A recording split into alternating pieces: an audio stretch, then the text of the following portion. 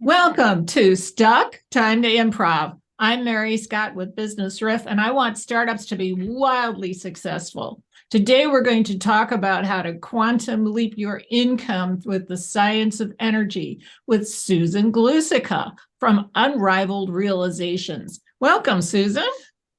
Thank you. Thank you, Mary. It's great to be here. Well, this is an interesting topic, right? So yes, let's talk about the science of energy and how it impacts a business. Okay. The biggest challenge that I see with startups is the undervaluation of how long it takes to establish a business, right?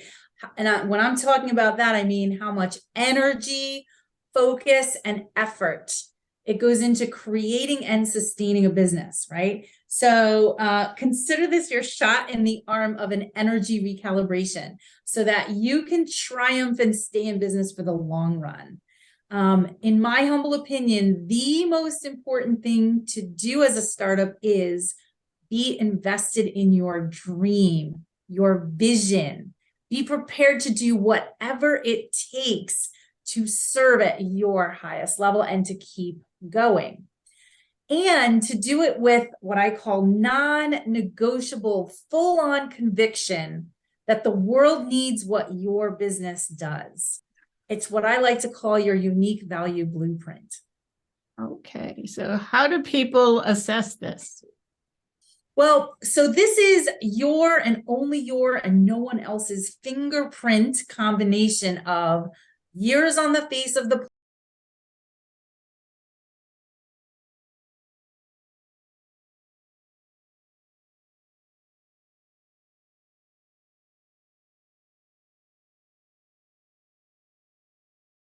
your credentials, both schooled and unschooled, connections, characteristics, reason or intellect, perception, and so on.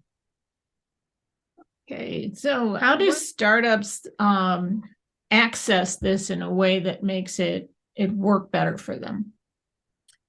Right. So the first thing to do is to acknowledge that all of that has value and that you do have it in a unique combination.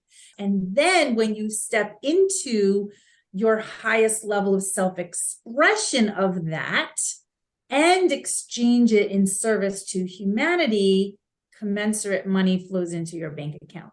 And let me clarify, this can come in the form of venture capitalism, of lines of credit, of sales, of a combination of all of that, right? Like all the money counts. So if it's earned or unearned or windfall, right, it all counts. So expanding your viewpoint of what money is can also assist in this, right? And what's required is to make it all about the money. So many women choose impact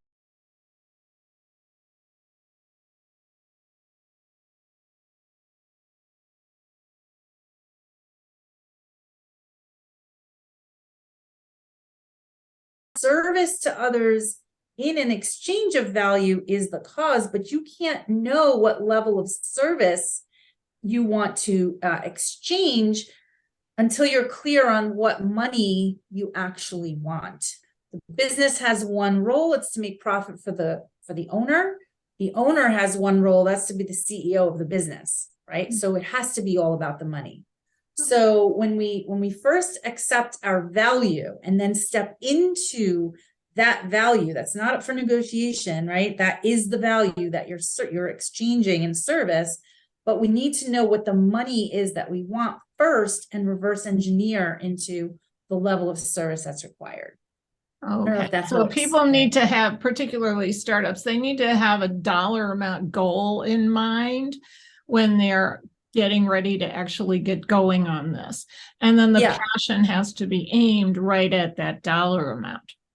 Correct, because in my methodology, which is I wrote a book about it, Money Energy Mastery, the 7 money realities, I discovered there are these 7 energetic levels of money consciousness. So very briefly, they go from 0 to 1,000. 0 is death, 1,000 is enlightenment, and all of the different money states or consciousness, levels of consciousness in between.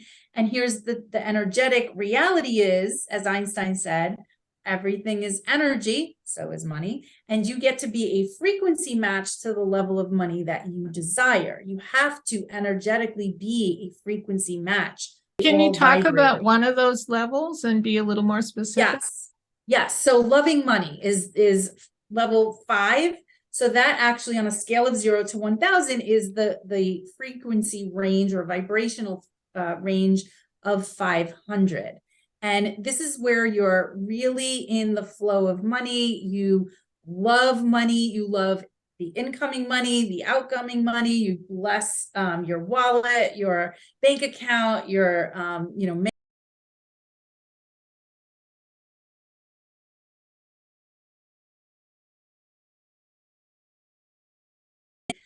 it's the land of really awesome attracting aligned opportunities as well.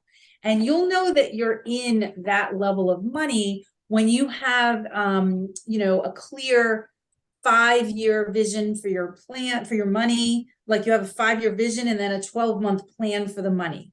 You read books on money. You engage experts in money. That's what loving money looks like. You're embodying love and compassion, right? That's the frequencies that you're at. And if you want more information on the frequencies, you can look at Sir David Hawkins' Power versus Force, where he created the map of human consciousness. And you can see what I'm talking about there in terms of calibrating what frequency you're at in any given moment and where that correlates to the money levels. So one thing that happens to startups frequently is they fail. Something happens and they have to reevaluate. Something they tried didn't work.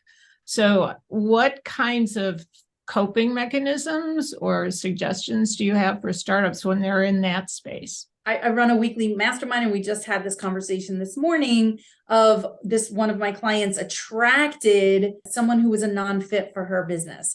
And I said, why do you believe you attracted that person? And she said, oh, it was because I just had a hit where my assistant had quit. And it was like right after that. And I know that my energy was like low, quote unquote, right? It was slow, dense relative to her usual state. So she had like an energetic hit, if you will. And so she was reacting to that rather than being in conscious awareness and keeping her energy high, what I call energizing truth with a capital T over circumstances. So the quick quantum leap here is to recognize you in the face of unpreferred circumstances, you get to even express gratitude for them. And gratitude is 900 on the scale of 0 to 1,000. It's the highest frequency we can embody. So that would be as an example, right? To recognize you get to lead everything with your energy, and you are capable of maintaining high energy states in the face of whatever's going on. Right. So being grateful for having things not go your way can be very empowering, right? Yes. And it's counterintuitive. And yes, it's to lead yourself, your business, your clients, your money, all of it with your financial frequency. And I can tell you from personal experience, when you step into this way of being, right, it's a game changer. It truly, because when you're maintaining your energetic frequency high, you're no longer an energetic match for any of the other stuff. It can't reach you. Well, thank you very much, Susan Glusica from Unrivaled Realizations. Do you have any parting thoughts for our startups? Yes. This is the world of all things are possible. Everything is always seeking manifest from unmanifest. We always get what we need, and your desire is sufficient. So if you want something, it actually becomes a need, and then everything already exists on some time, plane, or dimension. So it's about actually being the frequency match that's the conduit to actually having what your personal vision for your business come into being manifest on the physical plane. Thank you so much.